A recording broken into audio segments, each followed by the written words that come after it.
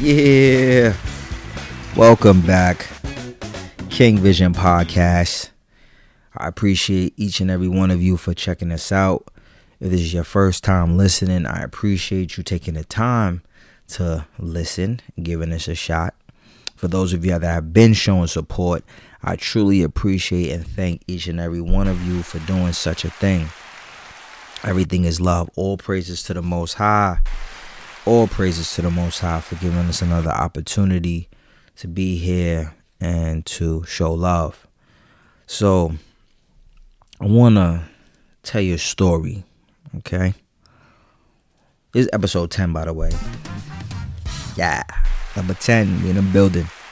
All right, so I was 17, right? I was senior year of high school. To be specific, I had just gotten kicked out of Mount St. Michael. And, I was there since 8th grade. In my junior year, unexpectedly, I got kicked out because I failed a couple classes and a regents, and I just wasn't a good student. I was as one of the teachers said, I had a very bad chip on my shoulder. A lot of anger, a lot of personal things that I was dealing with. And I just didn't know how to channel them the right way. So I ended up getting kicked out. So, my mom didn't want me to go to Mount Vernon High School. So she decided to send me to Mandela. Those of you that don't know what Mandela was an alternative school in Mount Vernon where basically all of the kids that got kicked out of other schools went as an alternative to not go to night school. Basically, it was the last resort. And shout out to all my people that went to Mandela. That school was love. Dr. Z, rest in peace, Dr. Z. And Mr. Burtz. Shout out to Mr. Burtz. So here I am getting ready to go to Mandela. Now, I ain't gonna lie to you, I was shook. Coming from a private school and I'm going to what I consider a super hood school. It was a big difference, big change. I had my same friends from the Mount, and now I'm going to a whole different, it was like a 180, because it was just a totally different ball game. But here I am, 17. I was lost, man. I felt like a failure, man. I had no bread. I was wearing all black. I was out here. It was a rough time. My family was upset at me. More so my mother was heartbroken. My mother, she spent a lot of hard-earned money to send me to one of the best schools in the Bronx, and I failed her in that regard. At the time, I wasn't focused on what I should have been focused on. I was more so upset that she sent me to the school in the first place, and I didn't want to go there. But it was all in love. She just wanted me to have the best education that she thought was available, and so shouts to my moms for that. Shouts to Mama P. Always love. And I apologize. I know that is something that still affects her to this day. And true story, in my wallet right now, I carry around the actual report card that I got the day that I got kicked out. And I carry it with me as a reminder of that pain and the greatness that must be reached in order to pay back that debt. All right? That's how real it is. True story. That actually got us in the playland the other day. But sidebar, that was a sidebar. But look, so, right, I'm lost. I'm 17, all black. I got no gig. I'm out here trying to figure it out, right? So I ended up graduating school early in January because they do trimesters in Mandela. So here from January to June, my mom set it up for me to go take classes at Westchester Community College. It's going down. But I'm watching my friends make massive bread, though. right? The summer before, they making money, and I'm like, yo, what's up? Like, what y'all doing? Like, yo, we lifeguards, you know what I mean? Like, yo, you got to get on it, da da da da. And I'm like, lifeguard? I never even heard of, I never even thought of that, right? So, lifeguard, I don't know how to swim. So I don't know how that's gonna work. And so I tell my mom, yo, lifeguard, y'all got to get on it, da da da. Well, you need to learn how to swim, right? Now, as a kid, I went to camps and all of that, and I remember being able to,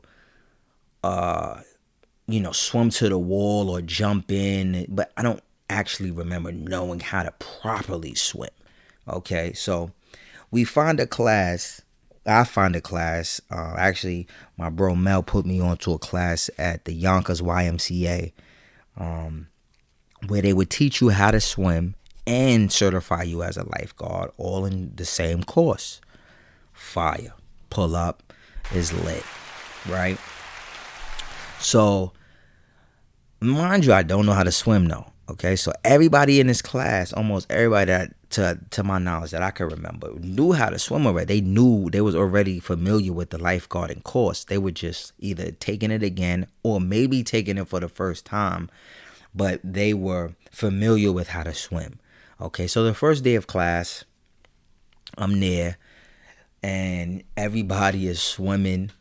You had to swim to show your skills or whatever, to swim down to the other side, right? So I'm watching these people, and I'm like, and I've never seen this swim like this before. I'm thinking swimming is under the water and all that. Like, I'm seeing people moving their arms, breathing to the side. I'm like, yo, what is this like, right? So I was the last one to go, right?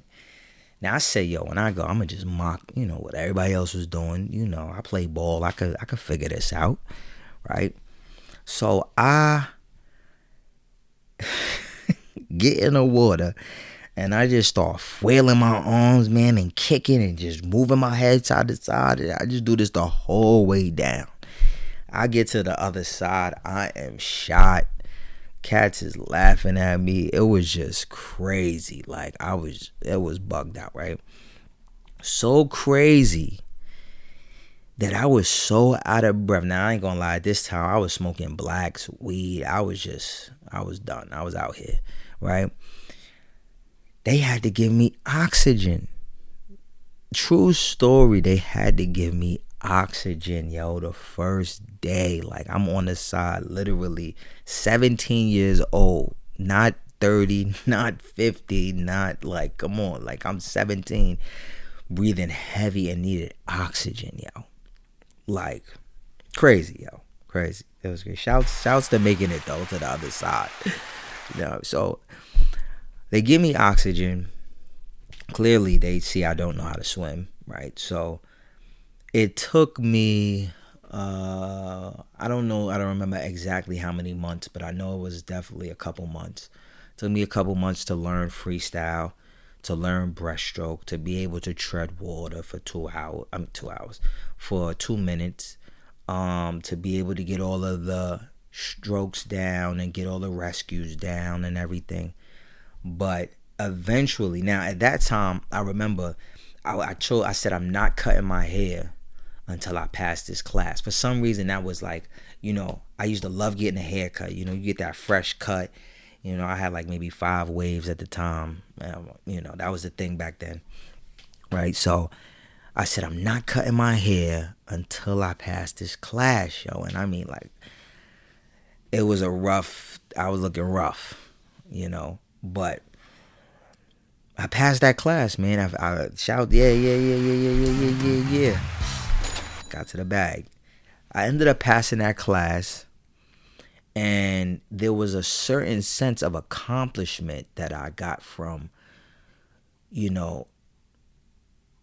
being able to put myself in a situation where at first I was struggling, and I ended up overcoming and accomplishing and triumphing to become a lifeguard and to, be able to make a good amount of money at the age of 16, 17. That was a blessing back in the day, even though we ain't do nothing but go cop kicks and be fly. We learned what it meant to, be able to have the responsibility of being a lifeguard, because a lot of responsibility comes with that, because obviously you know how to save people's lives and people are relying on you in case an emergency happens, right? So the reason why I told this story, or I tell this story, is because I want to stress the importance of learning how to swim. Excuse me. It is very, very, very, very important that we not only learn how to swim ourselves, but it's important that we teach our children how to swim. Yeah, yeah, yeah. Let's give it up for that. It's very important that we learn how to swim. Swimming is a life-saving skill. Okay? Swimming is a life-saving skill. And it's something that we all should learn how to do. Because you never know when you might have to save somebody, right? You never know when you might have to jump in to save your child. I just received a text the other day from my girlfriend's best friend who said she had to jump in to the pool to save her daughter because she didn't realize that she jumped into 7 feet. Now thank God she was able to get her out, but unfortunately there are many stories out there that they didn't have that same luck. A lot of children have been by the pool, either fell in the pool or jumped in the pool. And, God bless all of those that have been a victim to drownings or anything that that deals with the water. I will say this, that yeah, God bless, God bless, God bless, God bless, God bless. That's part of why I do what I do. Us as a culture, as a people, we known not to swim. And that's something that we are here to change. So let me bring the story full circle for you. Okay? Let me bring the story full circle for you. Now, the same group of friends that were lifeguards, right, that put me onto it. Now, back then we would say, yo, we should start a lifeguard train where we could, certify black lifeguards. And like, we wanted to do something where we could help the youth. And we had always been involved with, different community services to help the youth. Those of you that remember Creative for Vision, that was something that we were helping the youth in terms of jobs and SATs and getting into college and things of that nature, and trying to create positive events and give knowledge to them.